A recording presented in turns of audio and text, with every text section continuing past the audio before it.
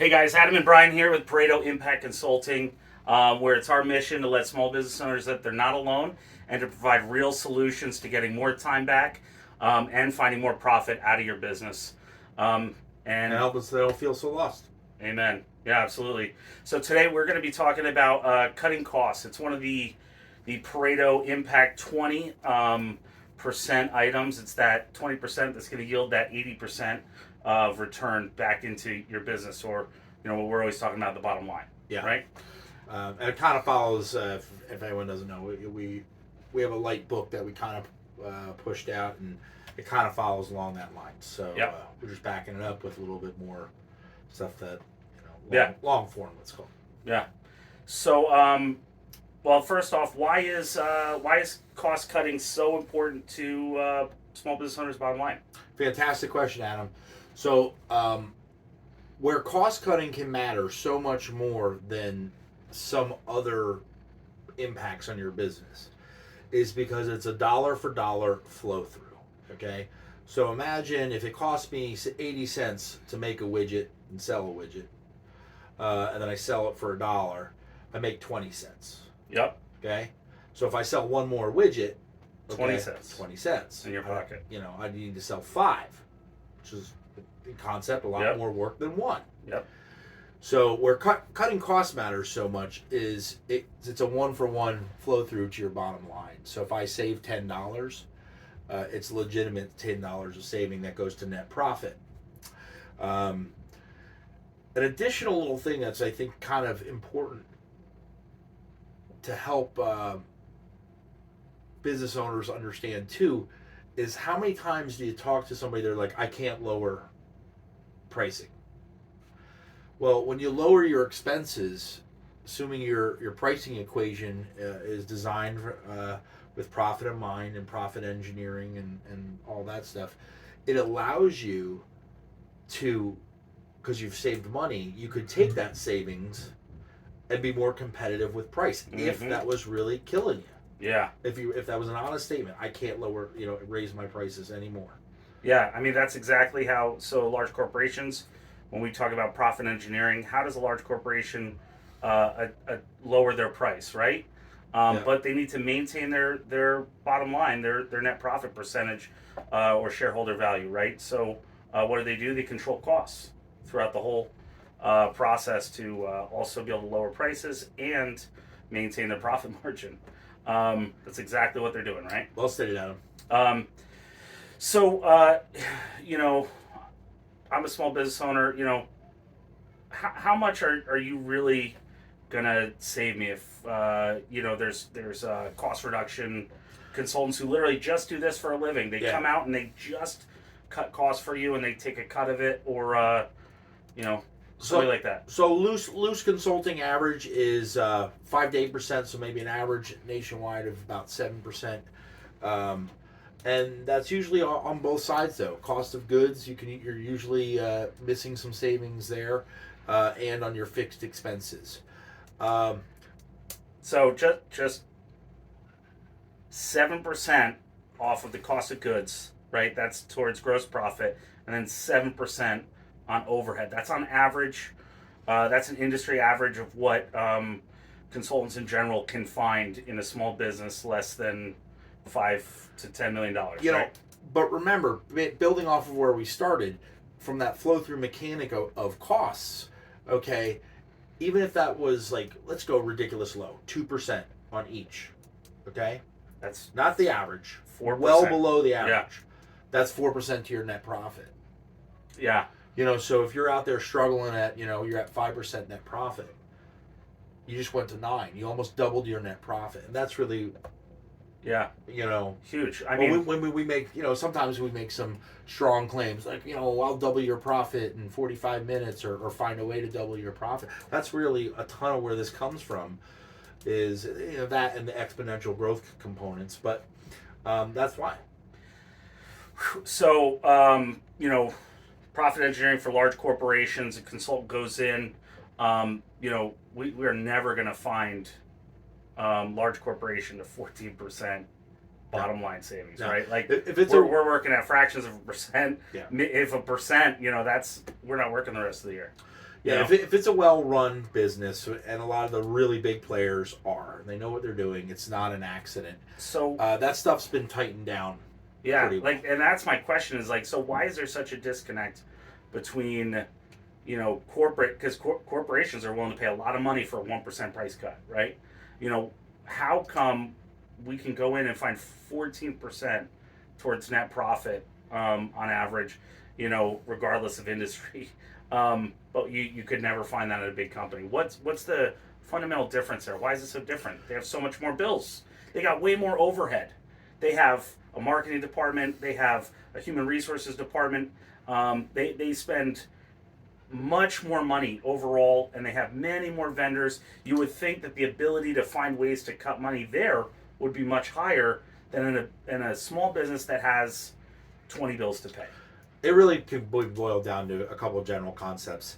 Um, Lack of discipline, because of lack of discipline, lack of processes and procedures.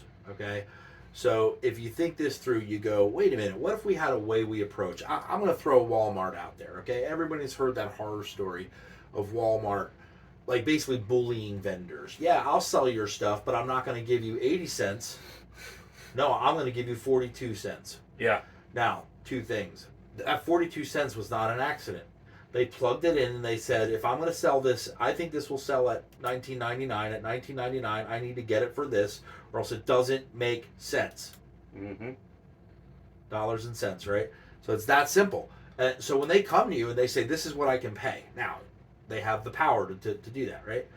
But the same concept still happens. Your vendor jacks up prices. You don't have an organized inventory system. Like, in your mind it went up. It went up, not by, small. We're seeing tremendous inflation right now. So For years, yeah. Years now. So it went up 5%. But your inventory doesn't have anything that automates. Okay, so your price didn't go up. So that, if costs are flow through, that 5% just came off your bottom line. Yeah, out of your pocket. And of course that best solution, I just kind of alluded to it, is to create a scenario where, as those prices go up, your price, it is automated as possible. It just goes, it ticks up. I mean, something's got to change, right? Like, yeah. And you can see this in real-time execution on Amazon. Okay, so Amazon's prices will fluctuate. I don't know. It's at least by the hour, but it's probably by the second. I just never tracked it that close. Yeah.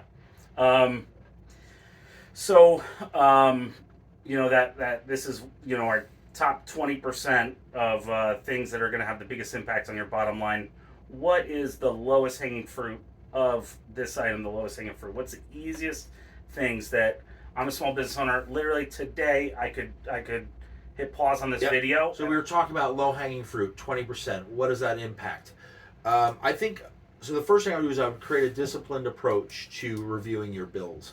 I think a good thing for people to do out there is like once a year, kind of when you're sitting down with that accountant, bare minimum, by the way.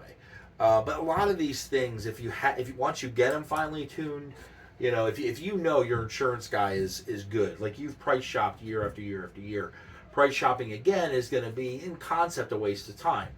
Okay, but the fact that you had the discipline to create the process is never a waste of time. So what you do is you get that one day, kind of as you finalize your taxes, send them off to the accountant, take one extra day and go, okay, we're going to check this, and this, and this. And you work hand in hand with your finance department, right? Yeah. So that would be one. Just basically creating a system where you audit yourself. That's really what you're doing, okay? Auditing your prices. Okay, but I can say in my home, so RCN. So use these all as examples. RCN, you can call and negotiate your cable or internet, your right? cable or internet, and a lot of small business owners do work out of their home, right? So if you don't call, it's usually they give you like a 6-month promo, right? If you don't call and negotiate that back down, they just inflate it up, okay? So there's a good one. PP&L right now. That's where we are in here in Pennsylvania. If you're watching this so far, it might not apply to you, but our suppliers now vary. Okay, now right now they're kind of going up crazy, but like I've seen, now I'm a crazy negotiator, so I've gotten, I think through Christmas I was under 6 per kilowatt hour. Right, that's crazy good. Then my thing expired, and the best I could get to was like 11. but that's still like better than what Yeah, standard electricity companies providing. They're pushing 13. Yeah. You know, so it's like it's still crazy. Okay, so there's another good one. Sanitation. We always forget about that. We had, I think you're seeing them too.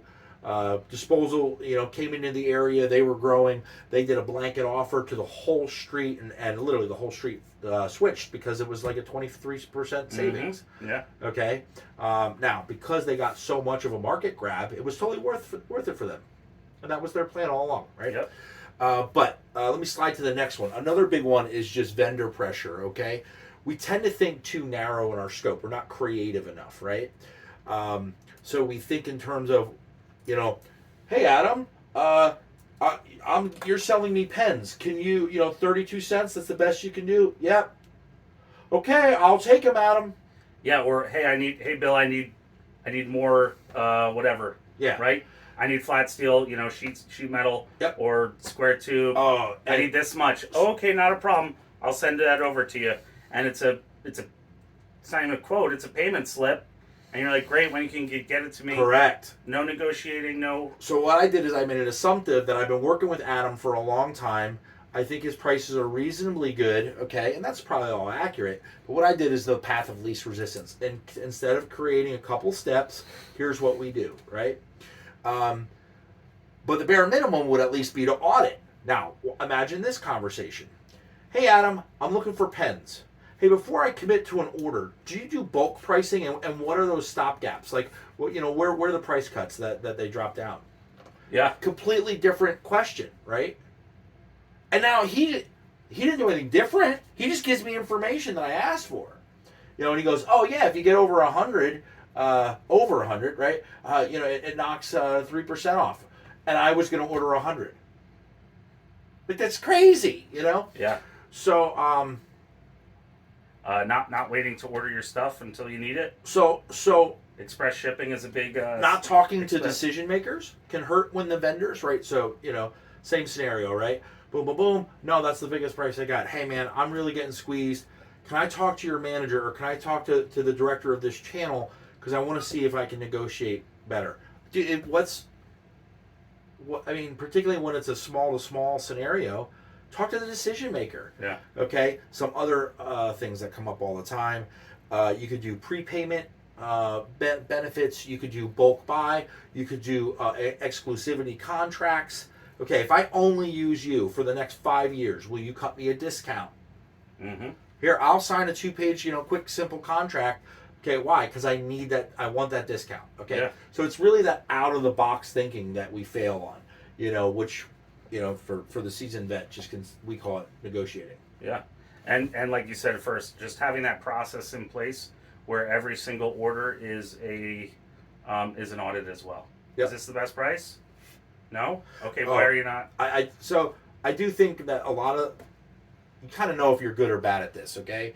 But I would always price shop, I don't know, I just go to 3 in my mind, but it should be more than 1. It should be more than, they're always the best. Wait, if you say always, because if I'm a competitor, Adam's selling pens, and I want to get into the market, and I'm trying to figure out why Adam's kicking my butt, you know what I do? I try a lot of things, and one of those things is going to be undercut Adam's price. Yeah. So what is your I don't want to say biggest win, but your favorite story to tell about just a great story about cost cutting or that you've had with a client? Dude, I got a good one comes to mind. One of my favorite clients I worked with out in the Indiana area, and Napa Auto Guy comes in, and they're doing a ton of ordering through Napa, and we're just kind of talking concepts. Yeah, you're doing good. Yeah, you're maximizing. Now he's an auto repair, so Napa is probably 80% of his cost of goods, right?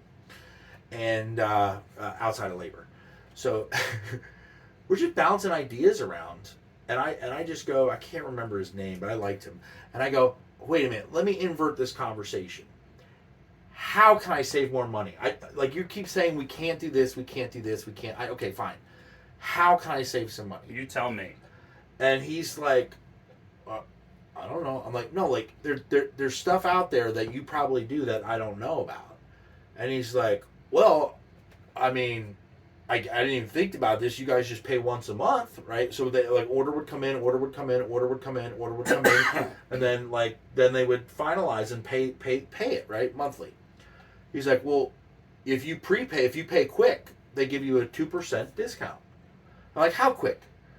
And I'm sitting there with the client. He's like, and it was like with 7 days or something. Like 10, net 10. It wasn't even that quick. Net 10, yeah. You're paying net 30 already, and net 10. And honestly, so I make contact with my guy, Big E. You know who I'm talking about, and he's like, dude, I'll cut you the check every day when you come in. I don't care. I got the money. I don't care.